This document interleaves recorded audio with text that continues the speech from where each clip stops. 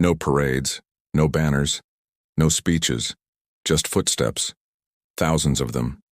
The Exodus had begun, and a nation was on the move. Have you ever wondered how it felt? To be there at the beginning of a new era? When one chapter ends, another begins. And in the case of Israel, that transition wasn't just a change of scenery. It was a shift in destiny. In this video, we'll unpack the remarkable narrative of the Exodus, tracing the steps that took a scattered people from the brink of despair to the threshold of a great covenant. It didn't begin with fanfare. It didn't start with trumpets blaring or drums beating a war cry. It started quietly. In the dead of night, the leader of the oppressed was summoned to the palace of the oppressor, a meeting of unlikely proportions. Pharaoh calls Moses in the middle of the night. "Go," he says, "take your people, take your flocks, leave." The final plague had broken Egypt's pride, and now, freedom was no longer a promise. It was a command. Imagine being there, a former slave, now leading his people to freedom. You can almost hear the whispered conversations, the cautious steps as Israel prepares to leave. There's a sense of urgency, but also awe. How did we get here? The sting of centuries of servitude, the ache of generations of pain. It hasn't disappeared, but there's a new tune playing in their hearts, a melody of hope. As the Israelites prepared to leave, there's an interesting detail that catches my attention. They gathered in haste, yes, but they gathered nonetheless. There's a beautiful order amidst the chaos, a testament to the leadership that's guided them through the trials and triumphs of the past. I love the detail that they took their dough with them, their possessions hastily gathered because the moment demanded it. They didn't have time for proper organization, but they took with them a piece of their history, their identity, their culture. They're not just running away from slavery, they're running towards freedom.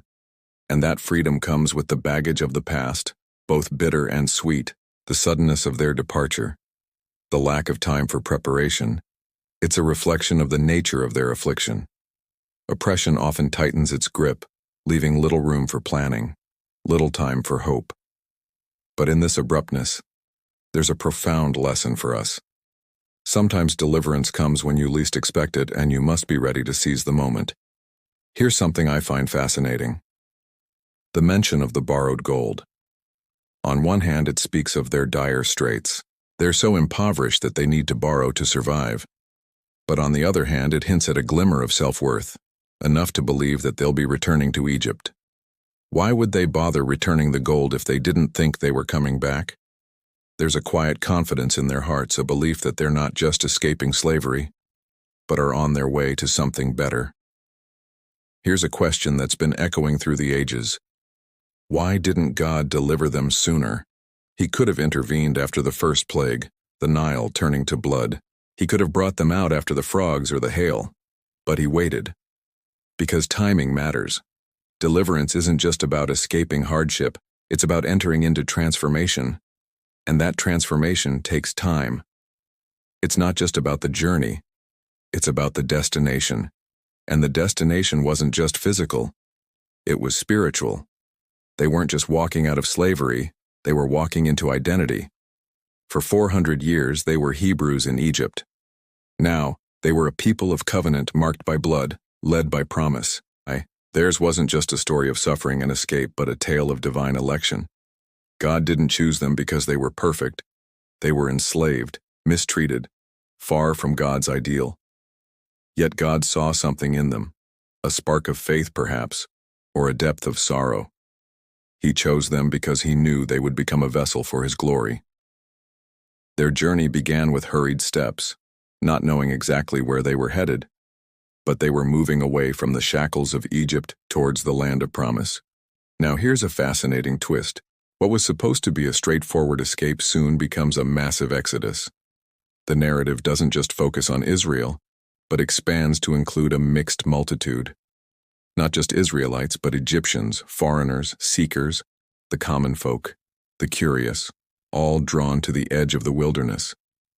This wasn't a clean break. It was a messy miracle. When God moves, he draws more than expected. This reminds me of the ripple effect of faith. One person can touch another, who touches another, who touches another. The journey, it turns out, is never solitary. The greatest thing about the Exodus, though, is the divine presence. God didn't just send them off with a wave and a prayer. No, He went with them. He didn't want them to wander aimlessly, to stumble in fear or despair. He wanted to guide them, to comfort them, to assure them. He said, by day a pillar of cloud will stand as a sign above the camp, guiding you on your journey, and by night, a pillar of fire will serve as a lamp to light the way. These weren't just symbols, they were guides, a tangible representation of God's presence, a constant reminder that they were not alone. This detail tells me two things. First, God values guidance. He doesn't just give us freedom, He gives us direction. Life isn't just about making choices, it's about making wise choices. And wisdom, my friends, is found in guidance. Second, this passage underscores the transformative aspect of their journey. It wasn't merely about escaping slavery. It was about entering into a new identity, a people chosen by God, guided by His presence, destined for greatness. They carried unleavened bread, a symbol of their haste, of their sudden departure from Egypt.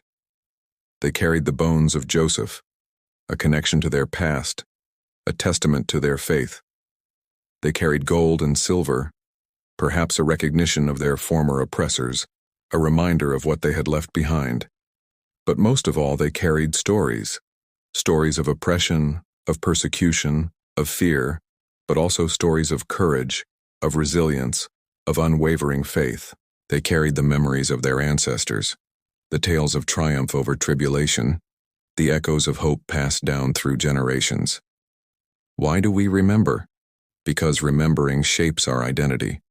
It connects us to our roots, reminding us of how far we've come and the challenges we've overcome. The Exodus wasn't just a physical journey, it was a spiritual awakening. And at the heart of this awakening was memory, the remembrance of God's faithfulness in the face of adversity. As I reflect on the Exodus, I can't help but notice the parallels between their journey and ours. Each of us, in our own way, has experienced bondage, whether it's addiction, fear, doubt, or societal pressures. Each of us has known what it meant to yearn for freedom, to dream of a life unbound by chains. And like Israel, we've been guided by an unseen hand, led by promises whispered on the winds of hope. But the most profound takeaway for me is the concept of transformation. The Exodus wasn't just about leaving Egypt. It was about becoming something new, a people defined not by their past but by the covenant they had with God. It's a lesson we all need to embrace. Our past doesn't define us. Our present doesn't confine us. Our future is shaped by the choices we make today. The book of Exodus, it's more than ancient history. It's a blueprint for our spiritual journey, a journey marked by mercy, by direction, by transformation. God didn't just deliver Israel. He equipped them, guided them, and made them a part of His grand narrative.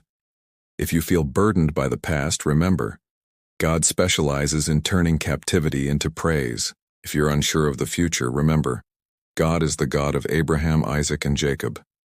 If you need strength, remember, God doesn't call the qualified. He qualifies the called.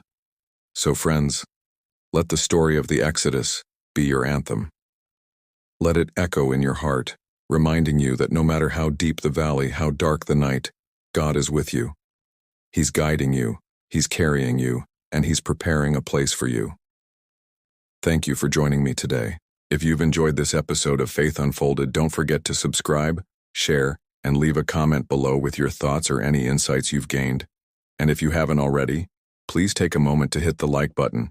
Your support means the world to us and helps us continue to spread these messages of faith and inspiration. Thanks once again for tuning in.